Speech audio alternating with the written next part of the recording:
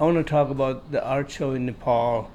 I had once an exhibition in Kathmandu at Takpa Gallery in October this year. So kind of from the 5th of October through the end of October, and it was kind of during the dusting time in the middle.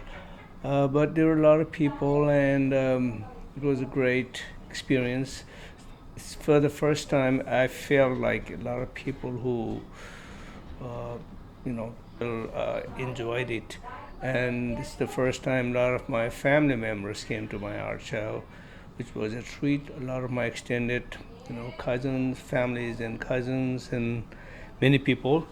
Um the show focused is titled "Memory of Kathmandu," Kathmandu Memories, and I had this show in Nepal after 30 years. The last show I had was in 1994, and it's after a long time. And the Kathmandu has changed dramatically, but my memories of my childhood growing there still remain very intact. And so I started exploring those in my work through different mediums. I also use laser engraver, CNC routers, scroll saws, and several other tools.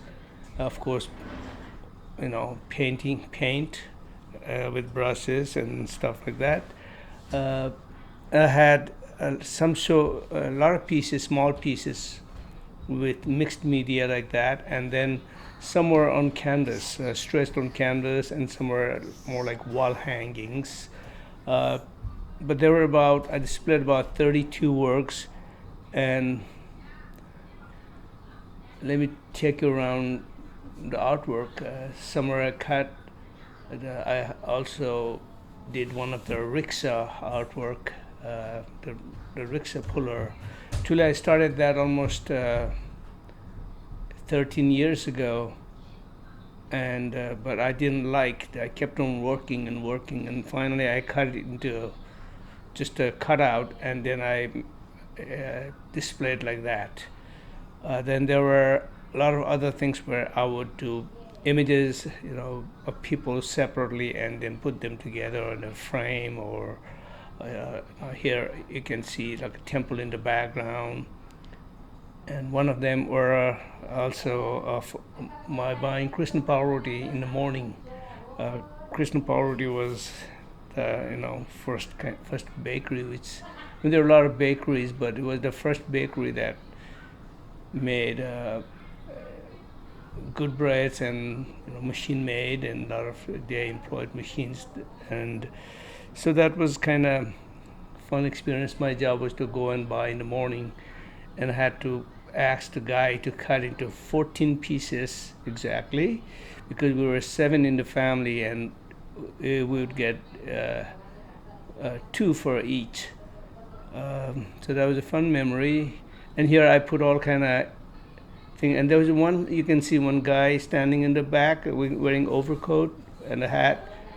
He was a homeless man, and I always saw him Asan and all those areas. Sometimes he would go to the bus stop. Sometimes he's in the he mostly hung out in Choche area, the Freak Street, where a lot of tourists came, and tourists really liked him because he wrote poetry and gave them poems, and a lot of times tourists gave him some money and took him to restaurants and stuff like that. That was a fun memory, and I don't know his story, but he looked like somebody from Rana family, and because he spoke English and he wrote English that time, and this was a long time ago. And then there was the other one really stuck with me, was the bus, old diesel truck. Those are Tata trucks, but still had Mercedes emblem on those. I still remember the fumes of diesel fumes, which I thought was great. And yeah, and then there were some canvases have just people.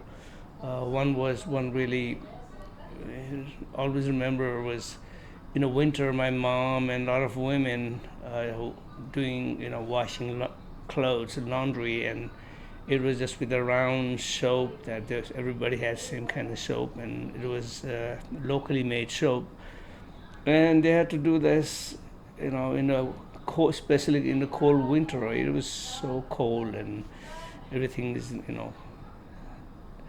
and that memory, I did this women washing.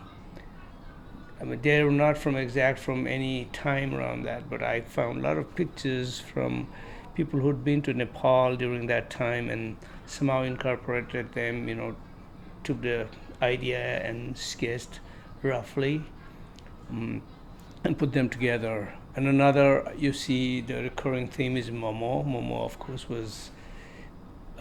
it was kind of not as popular as now.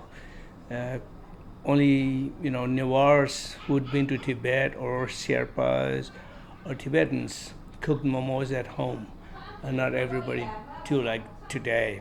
And there were not a lot of places where you would just go and eat momo. Momo was one of the snacks out of many, but now it's so popular, and so I decided to make it more like a stamp, because I've never seen a stamp commemorated for a momo or and things like that. So it was fun playing with old stamps and putting them together. It has a decorative feel to it, and also fun playing with. When I was a kid, I loved stamps, and I didn't do big collection, but did a little bit of collection for a short time, but still the memory of stamp remained, and still every time I see a stamp, I find him so beautiful, and I want to do something about that in my art. So somehow that's why I'm incorporating stamp border in a lot of my imageries. And let's see what else. Also, walking the street is so full of food, and it's so different from when I grew up. And Kathmandu has changed a lot. And when I used to walk in the street, I used to know everybody, and now I go walk for hours and I don't meet anybody I knew. So all the people I grew up with don't live in downtown anymore, and that's a big change. But the city looks very vibrant, and especially for food, it's amazing. There's so many places to eat, and I can just walk around and grab something here, something there. It's so fun. And now also I see the buildings. A lot of buildings. They're like a mixture of old and very modern. And I think in my next work, I want to incorporate a lot of those new things, what's happening now with the old, and somehow also I live here. I want to find a way to connect my life here, my experiences here. So because I'm the product of two cultures, that will be my next move in terms of my artwork. So I'm already thinking, but haven't started working on those yet. As right now, I'm working on several restaurant and other interior projects. So you see in the back, I'm working for some business in wine country up in Napa Valley. So that's how I'm supporting, by doing a little bit of this, a little bit of that, and supporting from art is not an easy thing, but somehow I'm getting by. But I want to prosper in terms of my growth as an artist, and also need to have enough financial stability to do work without much struggle. But it's getting better, and the show in Kathmandu was really, I would say, a success. A lot of people came, and I also sold a good amount of artwork.